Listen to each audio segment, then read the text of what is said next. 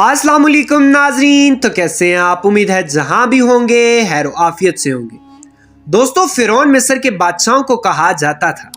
कुरान पाक में ये वाक़या मौजूद है जब हज़रत मूसा अलैहिस्सलाम उस वक्त के फिरौन यानी मिस्र के बादशाह के पास अल्लाह का पैगाम लेकर गए, लेकिन उस बदबख्त इंसान ने अपनी फ़ौज के साथ मिलकर हज़रत मूसा अलैहिस्सलाम और उनके फॉलोअर्स का पीछा किया। लेकिन फिरौन जो खुदा होने का दावा करता था खुद ही समंदर में गर्क हो गया। ये तकरीबन 3000 साल पहले की बात है। दोस्तों, इसके बाद समंदर ने फिरौन की लाश को उठाकर बाहर फेंक दिया।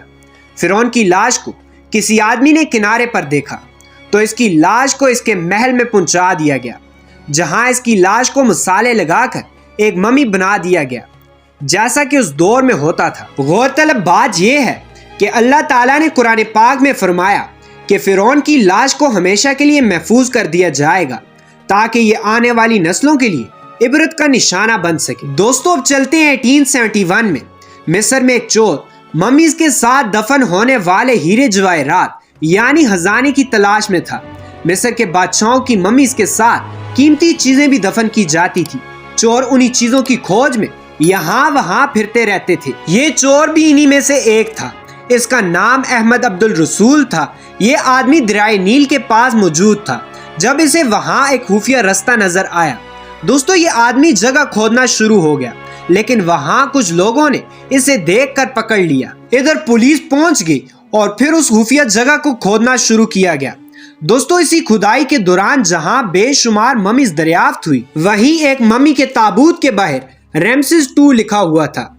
अब यहाँ इंटरेस्टिंग बात यह है कि तकरीबन सारे रिसर्चर्स ने माना कि यही दरअसल वो फिरौन था जिसका जिक्र कुरान पाक में मौजूद है और जो समंदर में गर्क हो गया था। ये भी कहा जाता है कि समंदर में मरने की वजह से इसकी लाश पर अभी भी समंदरी नमकियात मौजूद थी। ये एक बहुत बड़ी दरियाफ्त थी, क्योंकि कुरान पाक में अल्लाह ताला ने फरमाया कि फिरौन की लाश को महफूज किया जाएगा ताकि ये निशाने इबरत बन सके। दोस्तों, इसकी मम्मी को देखने के लिए लोग दूर दूर से आते रहे। ये एक बहुत बड़ी खबर बन गई थी। लेकिन अब सवाल ये पैदा होता है कि हजारों साल के बाद फिरौन की मम्मी का पासपोर्ट क्यों बनाया गया। पहले तो ये जो पासपोर्ट आप देख रहे हैं, ये इसका असली पासपोर्ट नहीं है। ये सिर्फ एक डमी है ताकि लोगों को बताया जा सके कि फिरौन का पासपोर्ट बनाया गया था। लेकिन इसका पासपोर्ट बनाया क्यों गया? दोस्तों, दरअसल 1970s में फिरौन की मम्मी खराब हो रही थी। इसकी लाश को फंगल इन्फेक्शन हो गया था।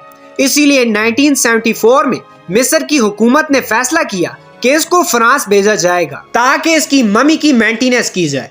अब यहाँ मसला ये था कि उस वक्त फ्रांस के कानून के मुताबिक किसी लाश को फ्रांस में दाखिल होने के लिए पासपोर्ट की जरूरत थी और इसीलिए मिस्र की हुकूमत को हजारों साल के बाद फिरौन की लाश का पासपोर्ट बनाना पड़ा, जिस पर इसकी मम्मी का चेहरा भी प्रिंट किया गया था।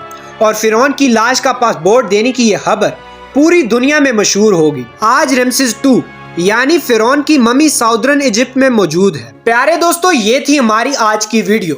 अगर वीडियो अच्छी लगी हो तो हमारे चैनल को सब्सक्राइब करें और बेल के आइकन को क्लिक करें ताकि नई आने वाली वीडियो आपको मिल सके। अल्लाह हाफिज।